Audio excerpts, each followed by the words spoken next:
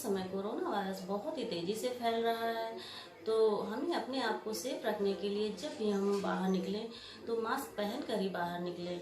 लेकिन बाज़ार में मास्क बहुत ही ओवर प्राइस बिक रहे हैं, तो हम अपने ही घर में बहुत ही आसान तरीके से मास्क बनाकर तैयार कर सकते हैं और इसे हम दोबारा भी धुलकर यूज़ कर सकते हैं और अपने बच्चों और पूरी फैमिली को सेफ रख सकते हैं।